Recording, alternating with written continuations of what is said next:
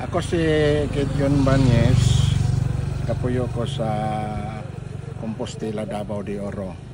Ang akong panaygon is 68 years old. Kaya karon diri ko sa Hagono sa NRTF 16. Nakita na to kining variety na US88.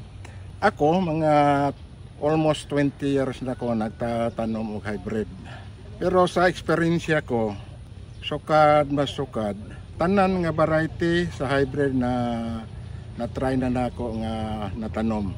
Pero wala pa nakabreak sa record sa production sa naani ko sa US88.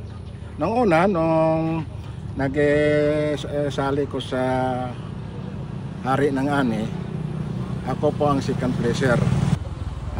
Umabot yun ng 12.4. Pagkasunod season, next season,